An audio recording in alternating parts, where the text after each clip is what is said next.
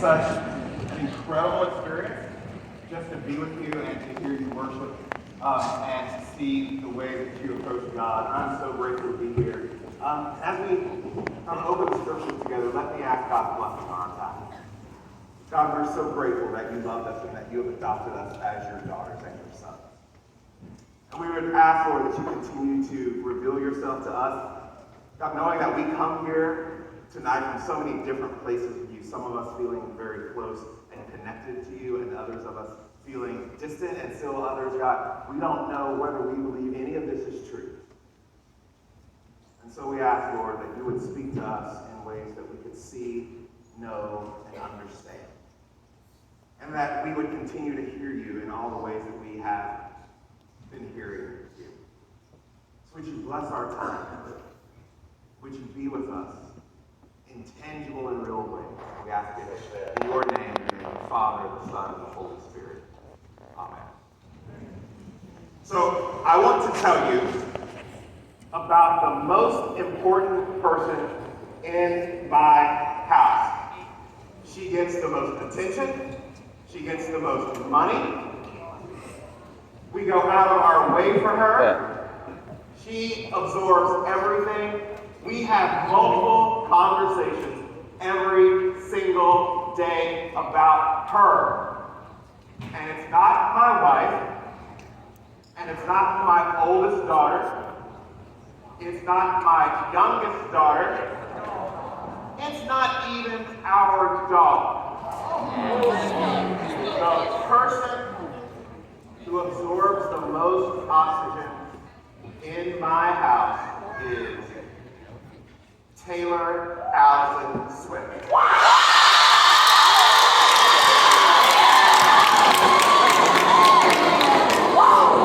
Apparently, there are some strong feelings in the room about Taylor.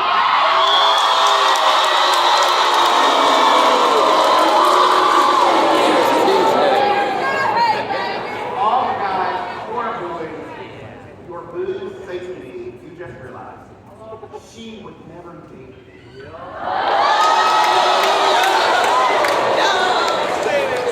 And that's good, because you actually don't want to be immortalized by a song at some point.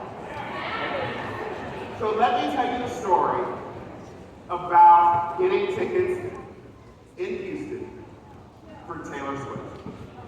So some of you, how many of you saw Taylor Swift when she came to your town?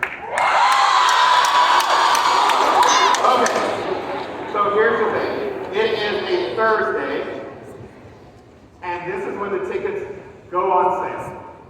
And we have done all of the stuff. We signed up for the pre-sale, whatever we had to do. We were going to make sure this happened. But here's the thing. My oldest daughter was a freshman at the time at the University of Texas, and she's in the honors program at the University of Texas. So they have a class that only 14 honors students can take. It's an English class because they've got all the basics. They don't need to take the regular English class. So they get to take this class called Text in Context, where they look at an important writer from a different century, and they analyze their writing.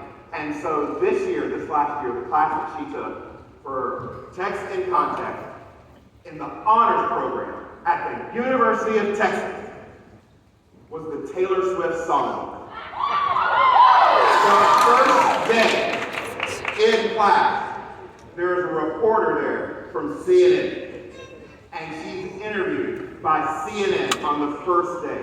This article goes like viral. She's in the BBC. This is important because you need to know that when those tickets went on sale, there are, every now and then, sometimes, your parents probably say no to you more than you like, but there are some times, as a parent, where you just think to yourself, on this one, we have to deliver. So this is one of those at our house.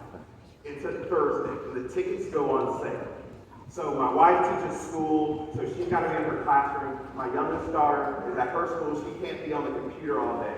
So I decide, okay, what I'm going to do is I will clear out my calendar for the morning. I'll get in the queue. I'm thinking this is going to take maybe 10 minutes, maybe 20.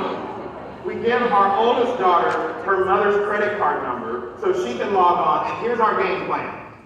Don't worry about the price.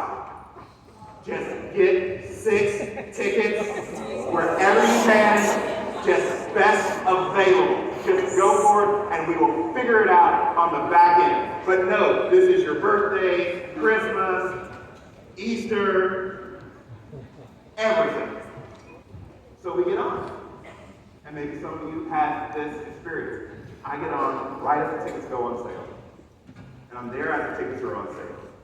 And it starts to tick down, and then it says, you are number 2,564 in the queue. So I'm thinking this is going to go pretty quick. Like, that's not too bad. Like, the arena where they're having this in Houston is pretty big. It seats like 70,000, 80,000 people. 2,000 people ahead of me, that's no problem. And as you know, like that day, that tickets went on sale, Ticketmaster crashed. And they were on Twitter saying things like, there was like higher volume than anticipated. And I'm thinking, what in the world did you anticipate? Like, the most dangerous place in the world is between a teenage girl and Taylor Swift. Like, clear out. Something's gonna happen. And we sat there all day. And I had friends, and we're texting, trying to get tickets for their kids, and they're stuck in the queue and stuck in the queue, and nothing ever happens. We're just there all day. Like, I was not leaving my computer. The dog didn't get watching. I canceled meetings.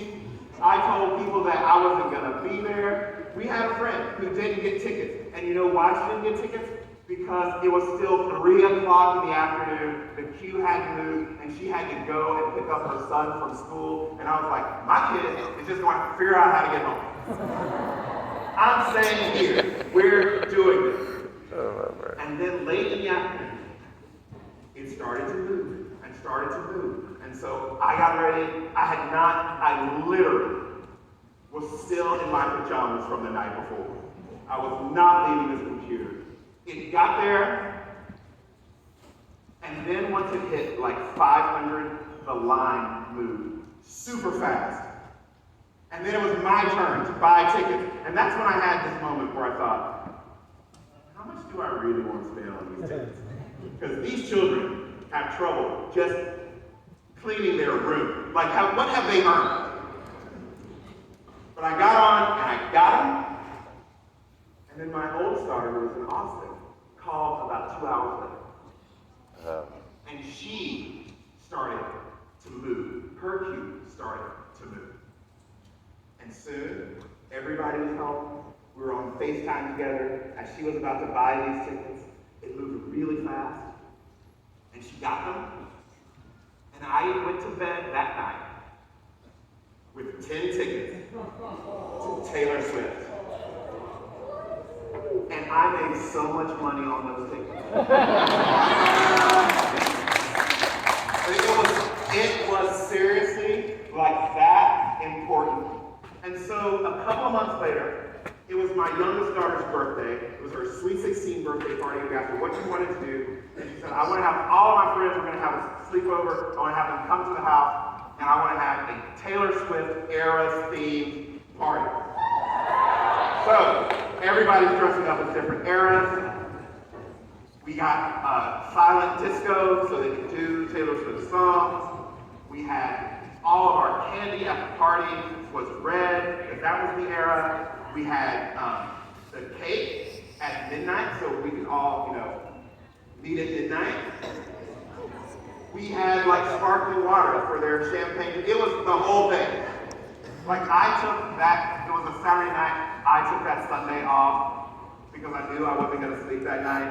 Like, that is how important it was. And one of my daughter's friends, as her gift, it was the first gift that she opened, was another ticket that same weekend to see Taylor Swift. So now she's going on Friday night and again on Sunday night, with her friend on Friday and with the family on Sunday. And they're going to have a sleepover, so her friend's mom picks her up from school, they go to their house, they get all the things, which I didn't understand. Because when I go to concerts, like, I put on special costumes. There was a whole ramp up. There were bracelets. I still wear my bracelet. It was a whole thing. So Saturday morning, I go to pick her up from her friend's house. She sits down in the car next to me. And I look at her and I say, so Catherine, how was the concert? She goes, it changed my life. It was a religious experience. She's a little dramatic. Theater kid, a little dramatic. But everybody I talked to who went to that concert said, it changed my life. So now, she has to get ready. And so I want to show you some pictures of the night they went to see Taylor Swift. This is my oldest daughter, Malia, in the middle of a religious experience. And then the next one, which I can't see, is some more of them. This is my wife and both of my daughters.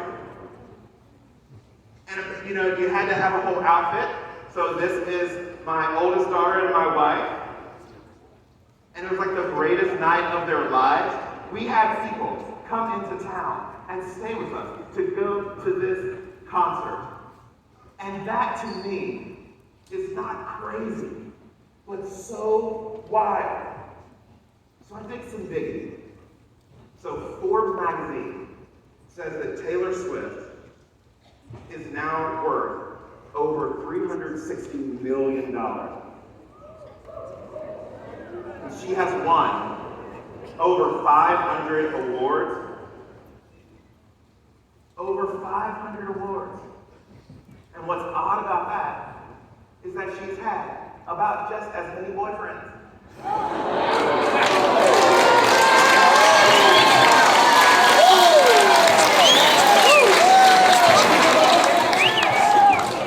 So here's the tag. I'm going to name a song, a Taylor Swift song, and I want you to tell me who that song is about. Some of you have been studying for this test your entire life. All right. I want you to be able to hear the song. Hear what the song is. All right. Back to December. All right. Back to December. Apparently, it's about Taylor Lautner. Those of you who got that right, got it right. I knew you were trouble.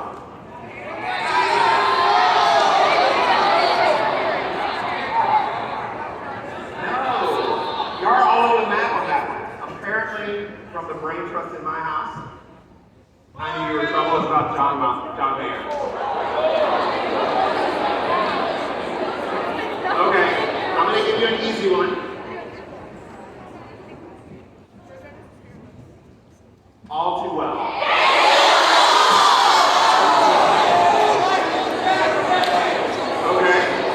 That's about to kill it all.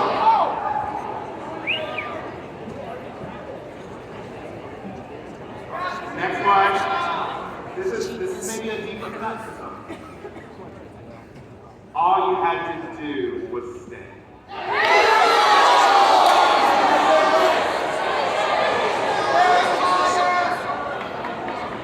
Harry Styles.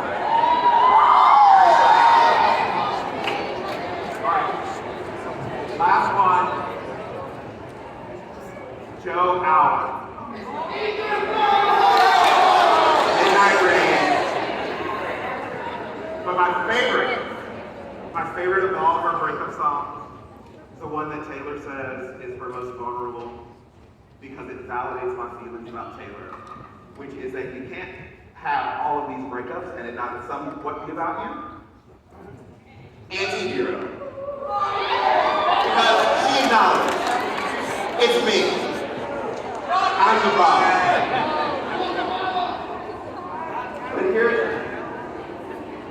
here's my fascination with Taylor Swift.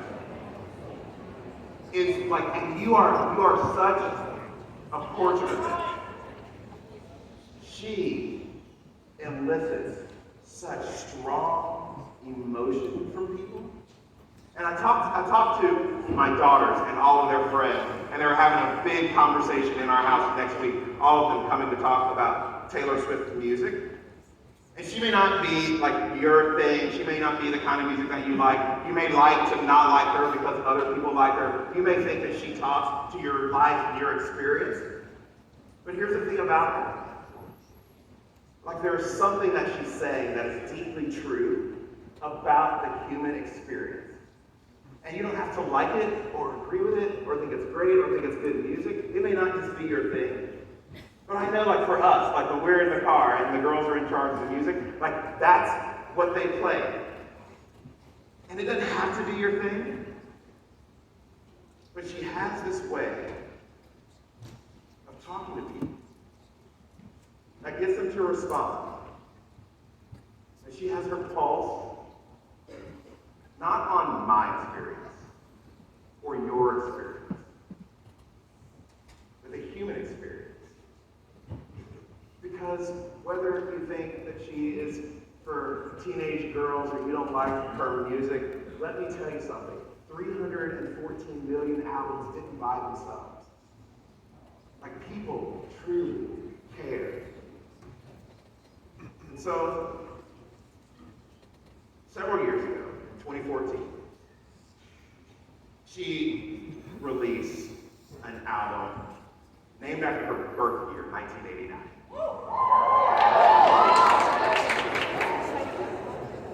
And I wanted you to be reminded of the first single from that album.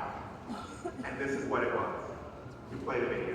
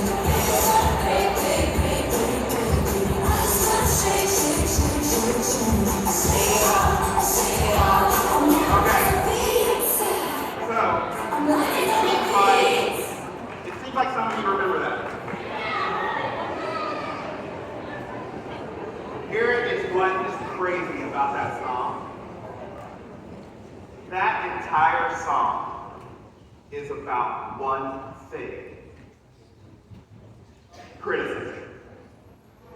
And here's what you have said before to someone, or you've heard someone say. You have said to someone, or you've heard someone say to you before, don't judge me, or it's not your place to judge me. And you really probably ought not say that, because the truth is, you don't mind people judging you if it's positive. Like if someone says that you are really good at something, or you look nice, or you're really kind. When people have a positive judgment about you, you don't mind at all. What we mind is criticism.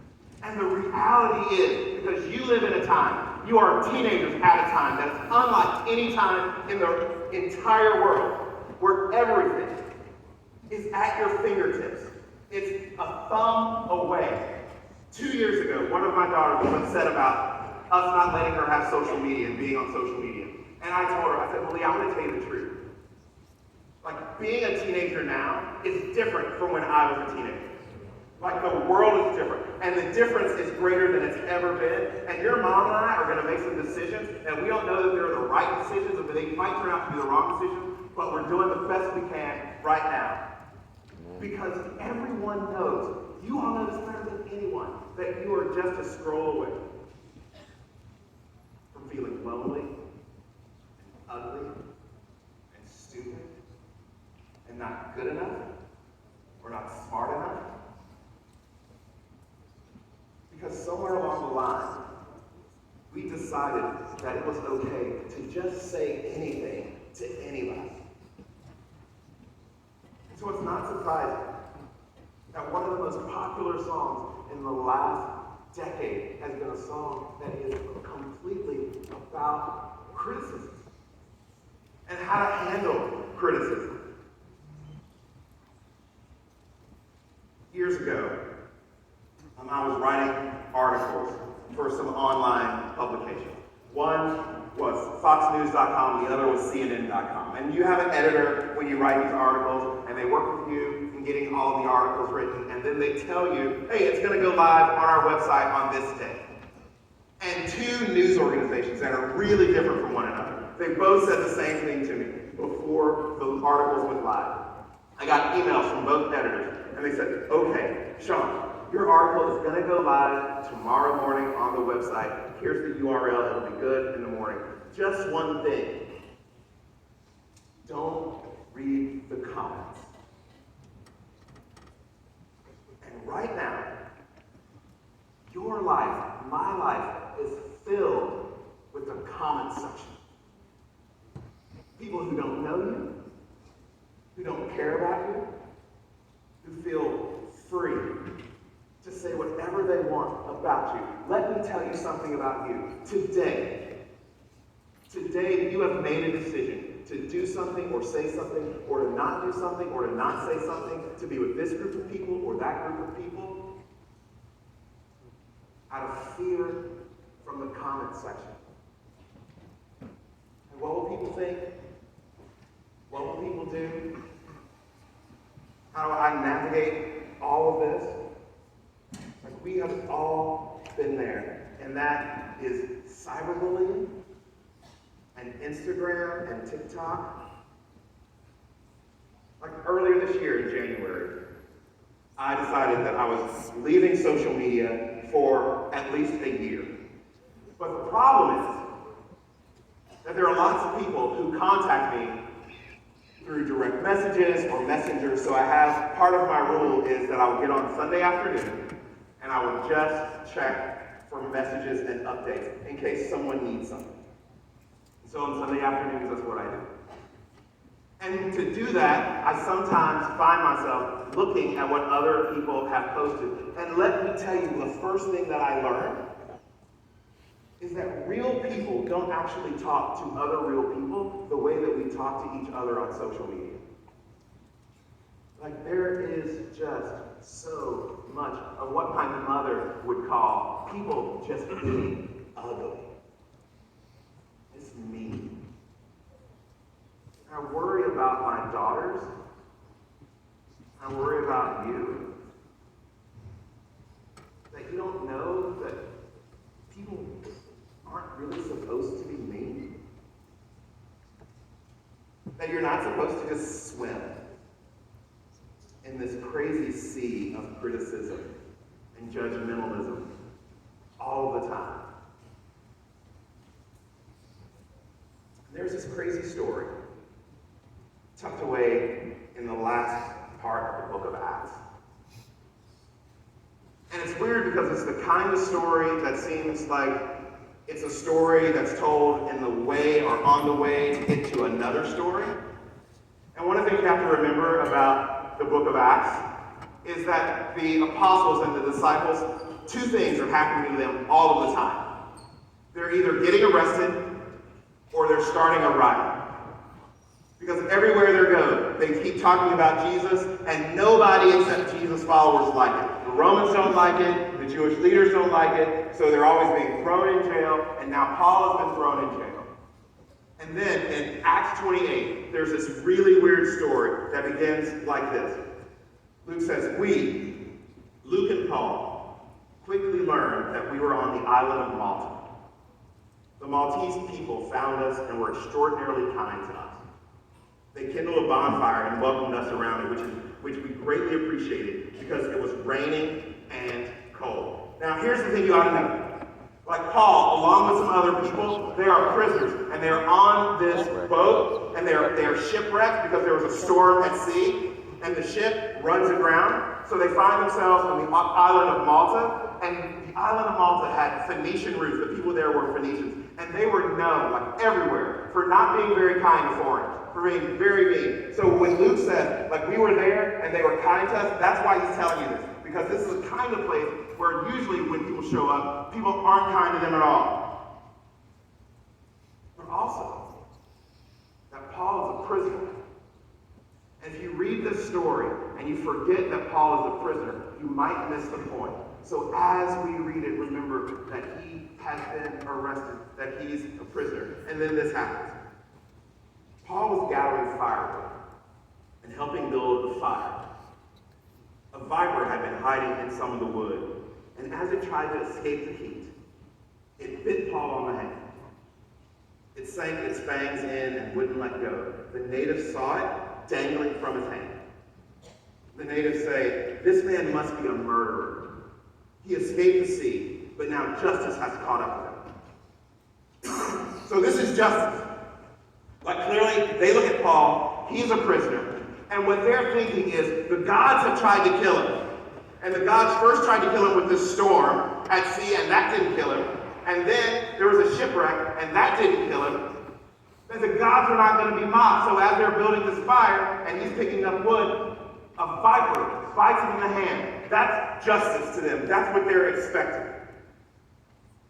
Now, when a viper bites you, like, it can kill you in about 20 minutes. And then look what happens. Paul simply shook the snake into the fire and suffered no harm. The natives knew what to expect: rapid swelling, followed by death. But when they waited a long time and saw that Paul suffered no ill effects of the bite, they changed their minds and concluded that he was a god. So here's what happens with judgment and criticism. Some people, some person gets one glimpse into your life. They met you one time, or you were at this thing together. They saw one post. They heard one story. And that's all they need to know. Everything about you. That in this snapshot of a moment, and often a snapshot that we gave them, that they believe that they know everything that they need to know about us, and all of who you are, all of the beauty and complexity, all of the texture, all of your achievements get boiled down to one thing. Remember when my oldest daughter was a junior heading into her senior year, and the whole thing then was about SAT test prep. She did classes, online groups, all of this. For what? For one test. And Kate, our younger daughter, is in theater and choir, and she auditions for all things across the city. And all of who she is comes down to one audition. One moment. And our world loves snap judgments of people, and all that really is just a lack of information. About 20 years ago, a golfer named Tiger Woods was getting a lot of criticism for things that he had done, and Charles Barkley, who had played professional basketball, called him up one time and says, "Here's the thing you have to remember about all the people who are criticizing you. Those people don't love you." And it's not just other people who criticize. Like we do it too. Like we have one interaction with someone, and we get a notion, an impression, one behavior that somebody else does, and it's like that's all we need to know to perform and know the correct identity of who people are. And that's why we live in a world of blame and hypocrisy and criticism. But here's the problem with snap judgments and criticism. They're almost always wrong. Most of the stuff that you think about other people that you don't know well is mostly wrong. So when Paul arrives on the island of Malta, he's bitten by a snake. And their first immediate thought was, he must be a murderer. But when he doesn't die, their second thought is he must be a god. There are plenty of people who are willing to think that you are either a murderer or a god. That you are capable of doing the impossible, or you're not capable of doing anything that's possible. They will think you're the worst or the best.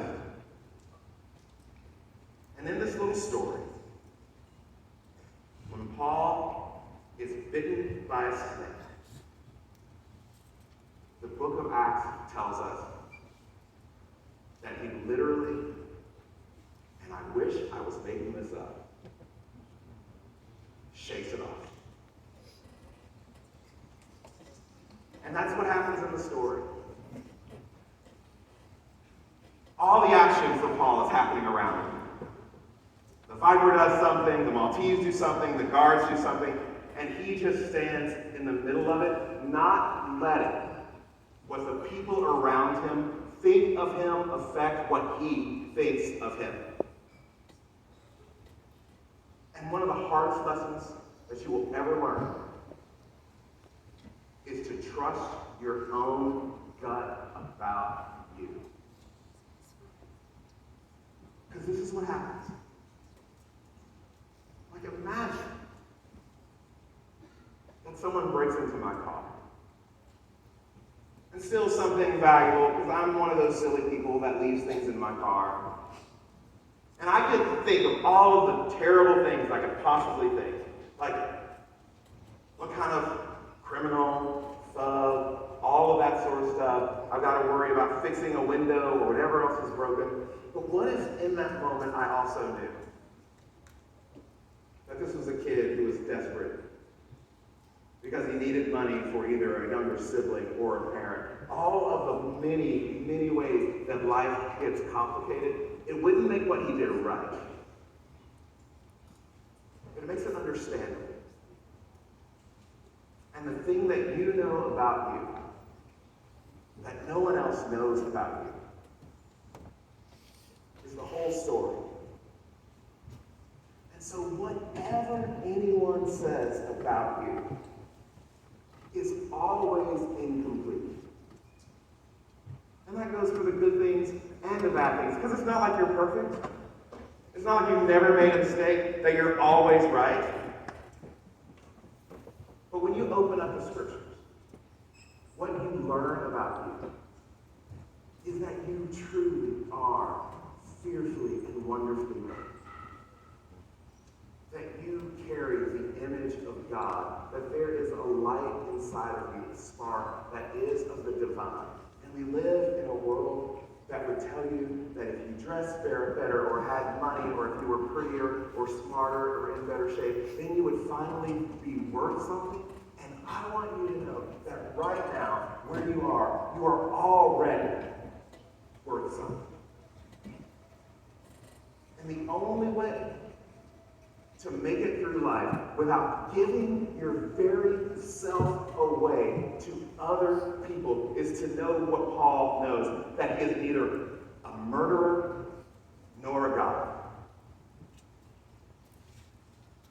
So 15 years ago, because I write and do some other things, I was getting a lot of criticism for some things that I said.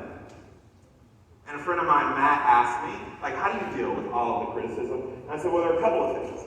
The first is that sometimes they're right.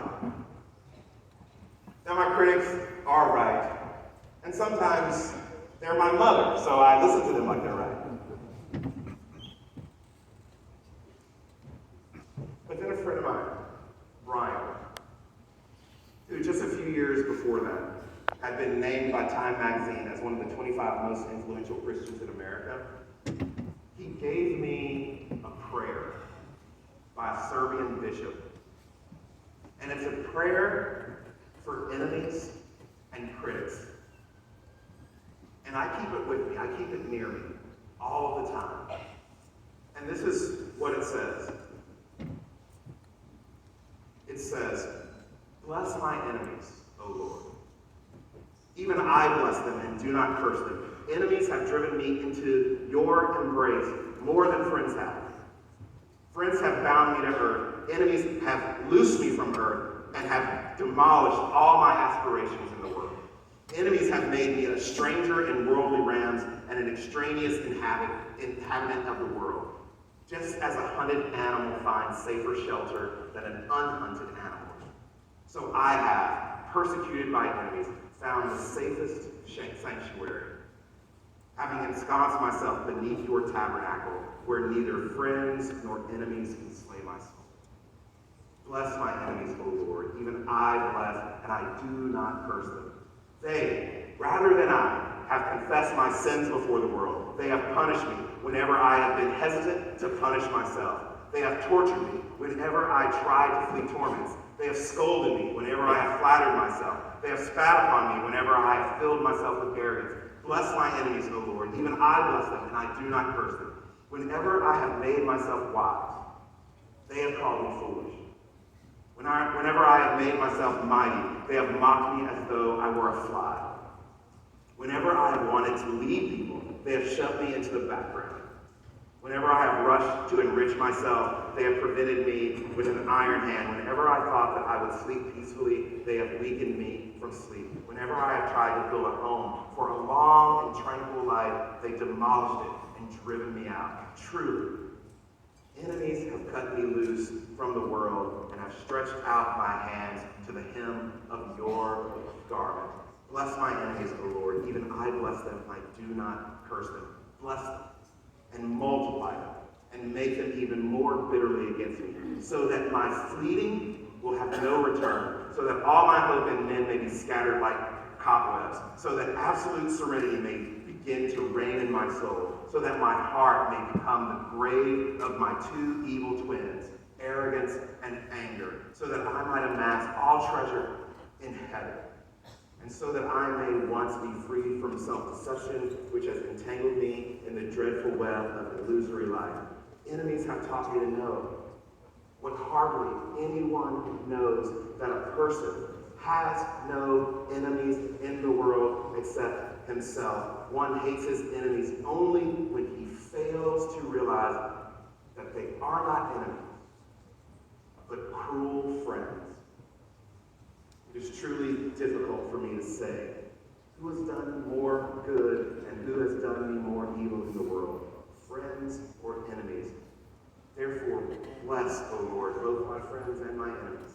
A slave curses enemies, for he does not understand, but a son blesses them, for he understands. For a son knows that his enemies cannot touch his life. Therefore, he freely steps among them and prays to God for them. Bless my enemies, O Lord. Even I bless them, and do not curse them. It's not lost on me that when Jesus walked the earth, he was called everything imaginable. Demon-possessed, a false teacher, a Samaritan, a sinner, everything. And at no time did he complain or defend himself. What he does do, at least what the Apostle Paul says that he does,